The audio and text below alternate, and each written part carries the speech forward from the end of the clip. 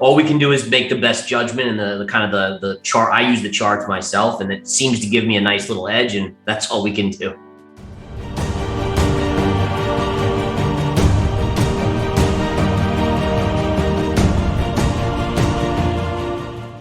I bought gold this morning right after that CPI number. I picked up more gold because I just love those flushes. Again, as soon as I started to think about, is this peak inflation? Then what? And again, it's very counterintuitive because people think, oh, peak inflation comes down, maybe gold doesn't do so well. But I was looking at the dollar, right? And the dollar has been screaming, and we can take a look at the DXY, and the DXY was right into major resistance here. So here's your DXY chart. And again, look at this beautiful reversal on the dollar today after initially popping up. But if you go to a larger time frame, let's go to the monthly. What you can see here is you have two trend lines that are converging right at the high on the dollar here. So big resistance on the dollar. And again, for me at least, this was a signal that an overbought dollar with peak inflation, and again, we've known that with inflation, the dollar's actually strengthened. It likely starts to come back in here as the Fed may not have to tighten quite as much if we do see peak inflation. So I was looking out there across the board at so many different things, from tech stocks to gold to silver, all those types of things in terms of looking for some opportunities this morning. Yeah, I agree. I mean, the dollar's move is incredible. I mean, absolutely insane. I mean, even gold. I mean, gold recently has dumped out, but for the most part, if you look at where gold is from the start of the year, I think gold is down maybe 3% or so from the beginning of the year. The dollar has rallied, I think, about 15 to 18% since the start of the year. So for me, that's kind of an indicator that there's money flow going into a gold type position. And so again, gold hasn't been a great performer. Granted, compared to the stock market, compared to crypto, it has been amazing. But still, you haven't seen it outperform to the upside in a major way. But I think, again, I'm still a big fan of gold down here. If the dollar really starts coming in, gold could really be up for a big move to the upside. A lot of people were getting, so number one, we've been down into this 2017 high, right? I mean, we've been below it a little bit. We've been above it a little bit. As of yesterday, we were below. Now we're back above today. And here's that line right there. But I think people were not, most crypto investors, all they do is focus on crypto. And again, I think that's what my stock background has been very good for kind of seeing the bigger macro picture.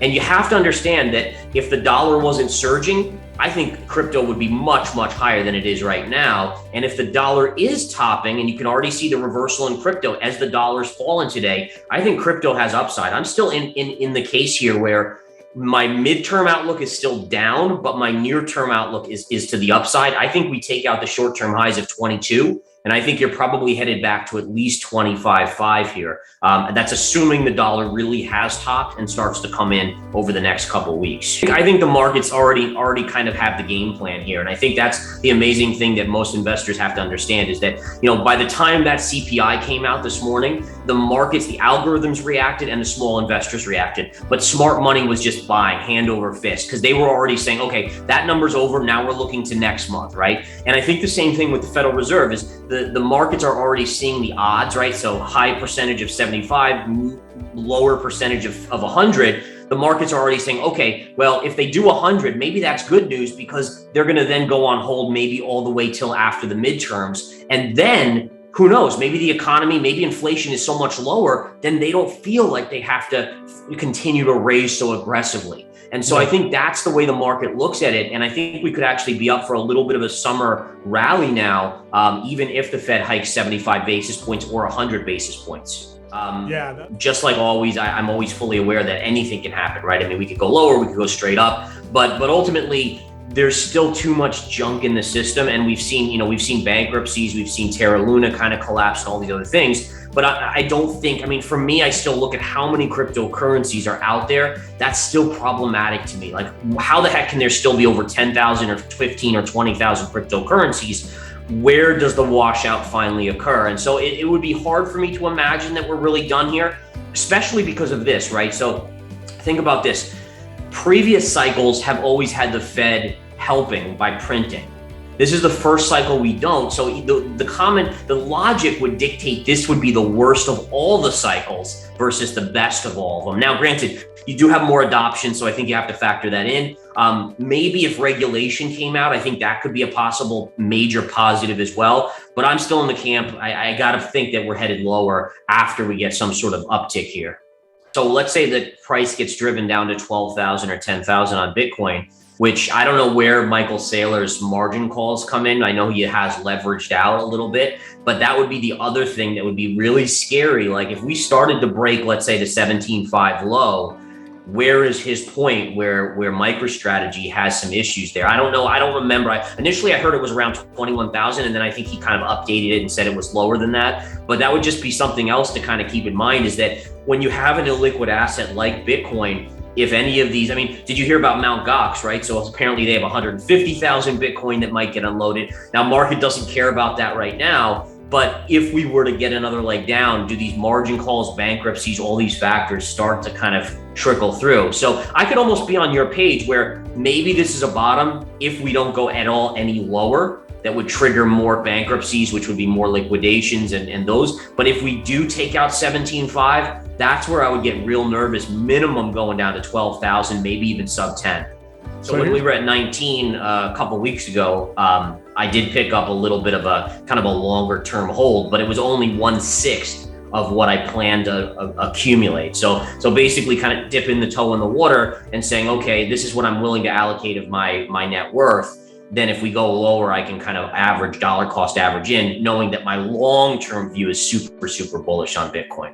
Yeah. My biggest fear, I think, is that if the economy slips into recession, right?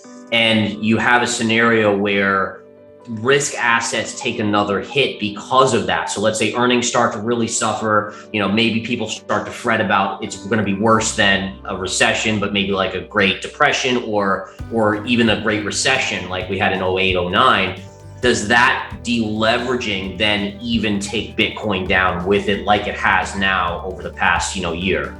All we can do is make the best judgment, and the chart. I use the chart myself, and it seems to give me a nice little edge, and that's all we can do.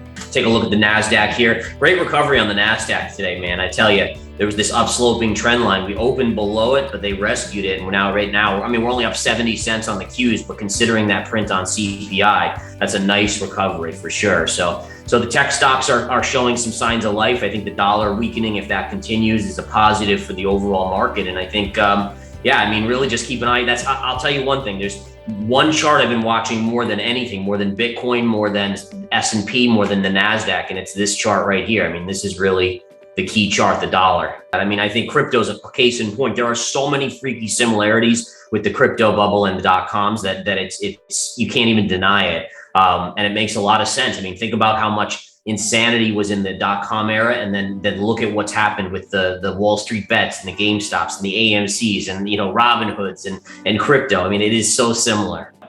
Yeah, in the very least, I think just poetically we have to go back and test the pre-COVID high here, so I think that's the no-brainer level. Whether or not we get below that is probably all about how, do we go into a recession or not? And then how bad is it? But I think, just think about this. Think about all the money that was pumped into the system that got us this move and how vertical it was compared to the long-term trend.